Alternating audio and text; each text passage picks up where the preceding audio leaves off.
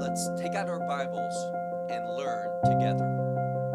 Usually, I try not to comment on political and government things that are taking place in Israel.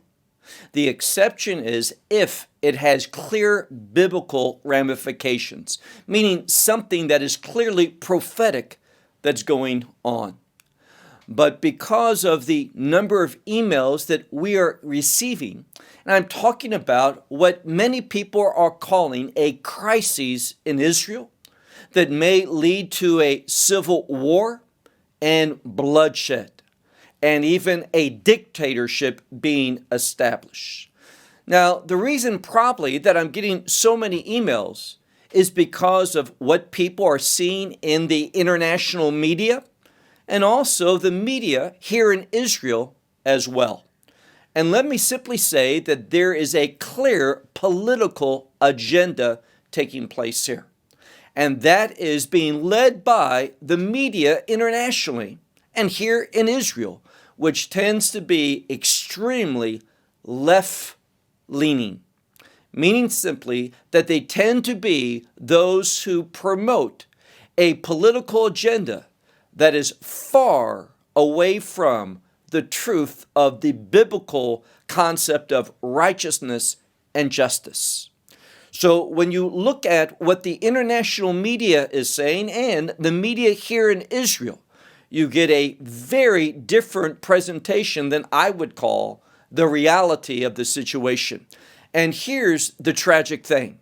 We see that believers are falling into this deceit, meaning this. They are being deceived in believing something that is not going on.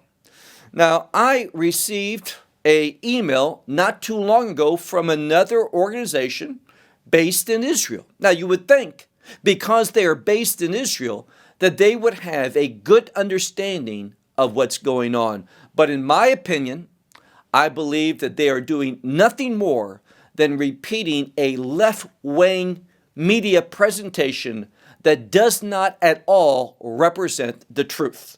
Now, it's not my purpose to point fingers by name against this organization. I know many of the people, I think they're good people, but their views and what they're saying is simply not a factual representation of what's going on here.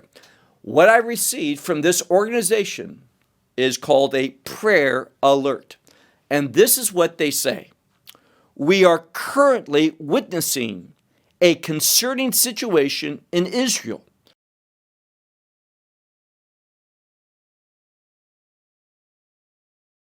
As tension rises and there's a growing fear of a potential civil war. Let me simply state, there is not going to be a civil war in Israel. It's not going to happen. Yes, there are strong differences in the political views. There is in every country between those who are right-leaning and those who are left-leaning. But I do not see any possibility whatsoever that there's going to be a civil war in Israel, like we saw, for example, in America in the 19th century. It's simply not going to happen.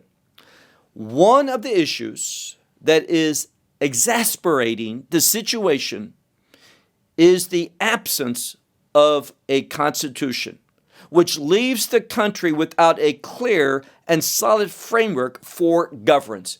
Totally false. Now, is there a constitution? There is not. And the reason why there's not is because many people feel that we have a constitution. It's called the Torah. And we should not replace what God gave to Israel as a way of governing the nation with a work of man.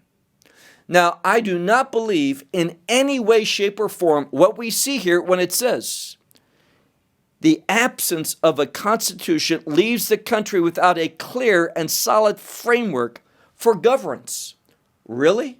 Israel is 75 years old. Things have been governed, and I would say, as countries go in comparison, Israel's democracy has done a great job governing.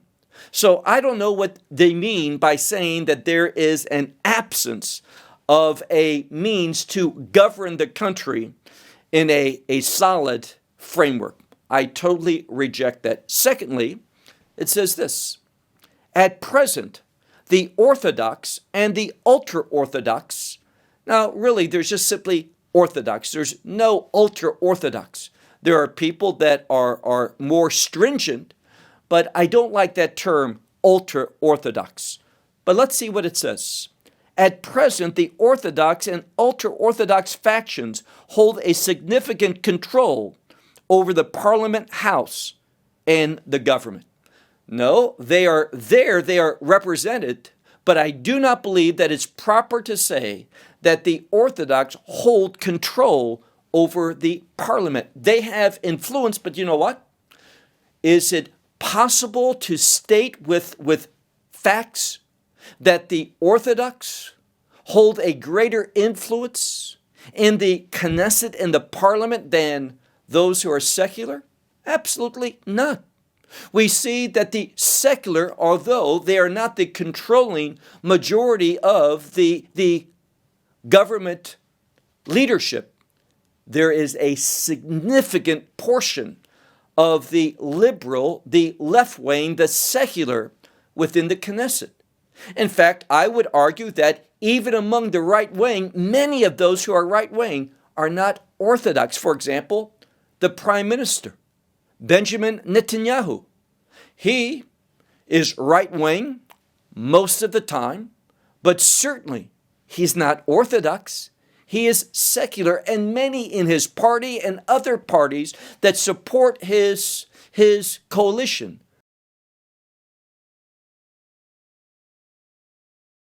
are not Orthodox. So this is simply a false statement. It says as well, they have been passing new laws. Well, there are some desires to pass some new laws, but I would argue that we haven't seen any significant laws pass and come into force. In fact, what this is all about, and let's get to the heart of the matter, what this is all about is a law that is being proposed, which does something. Right now, and many of you can understand this, Israel is a democracy. And a democracy has to do with those who are elected by the people. And they represent the people in the parliament. And this is a great way to govern. And what's happening is this: because the people vote for a more right-wing government, the left-wing people don't like that. And what do? Well, instead of winning elections and sharing their thoughts in a way that can build a coalition, that can govern, what do? Here's the issue. They rely upon the Israeli Supreme Court in order to put down what those who are elected by the people, what they vote on. And therefore, I would say this: those who are saying that we are in a crisis and that Israel's democracy is at risk, I would say no strongly to that. Why?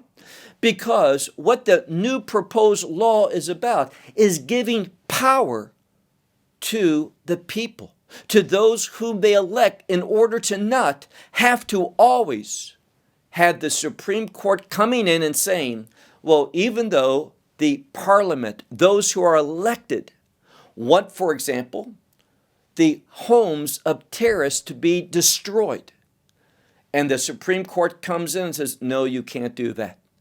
The Supreme Court, in my opinion, has taken a soft position on terrorism. And secondly, the Israeli Supreme Court has promoted a very left-wing political agenda that includes homosexuality, that includes things that biblically, according to the law of Moses, are incorrect, are wrong, go against what's best for a society. So I am not in favor of the Israeli Supreme Court overruling what the people desire and what they elect their members of the Knesset to do. So I simply see that this is not at all an accurate representation. And then something else, and here again, do we really think that Benjamin Netanyahu, you may be a fan of his, you may not. I will tell you something.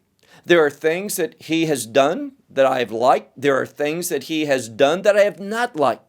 I think that when he runs for his position as the leader of his party, and therefore, if successful, will be the prime minister, when he runs for that position, I tend to like him. And when he gets into office, he tends, in my opinion, to move more to the center. But do we really believe that he wants to be the dictator? I strongly reject any thought that Netanyahu wants to be a dictator. This is not something that I would in all agree with. That is false. And what is this group doing that's supposed to be believers? They are simply echoing the left-wing media. When it says this, they have been passing new laws that consolidate government power. No, and no, it doesn't consolidate government power. The power always was supposed to rest in the Knesset, in the elected officials. And the Supreme Court, which is appointed, it's not like in, for example, in America, where elections are supposed to matter and the president appoints the Supreme Court justices. This is not done. The justices come from within. And this is not good, in my opinion, because it allows the Supreme Court to continue to be left-leaning, to be very, very liberal, and elections don't change the makeup of the court.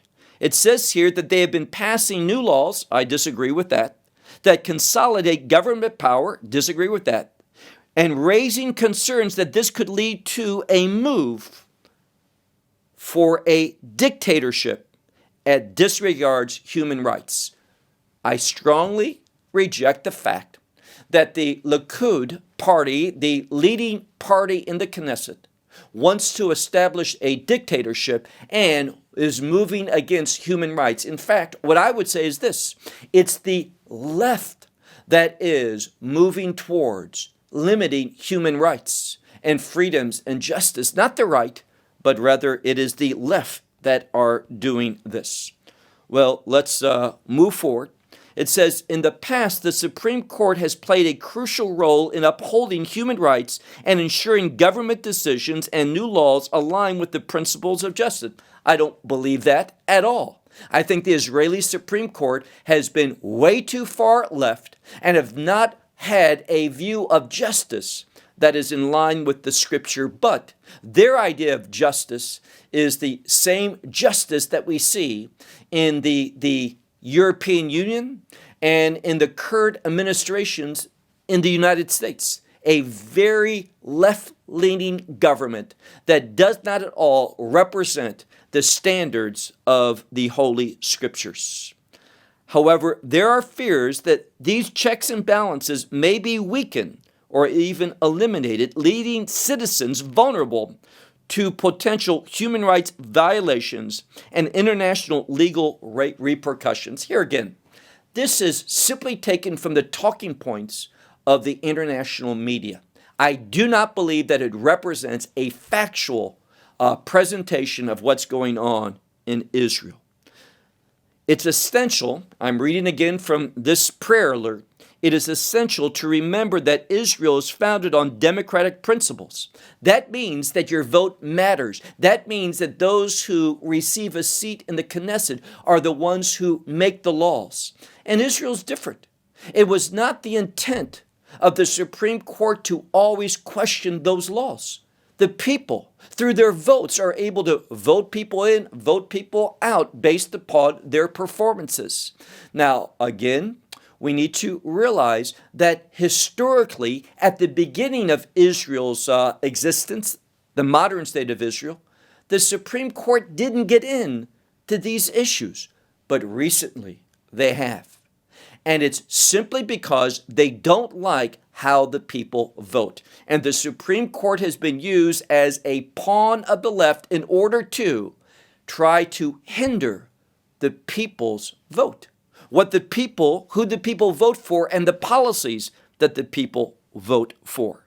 So, in my opinion, what we see here is, in this so-called prayer alert, is a totally false representation of what's going on. Israel is not moving to a dictatorship. Israel's not moving to a civil war.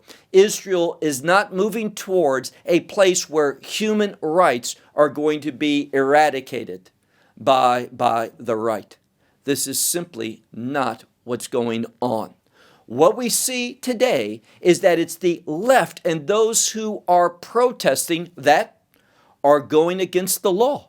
And what are they doing? They are closing roads so you can't travel.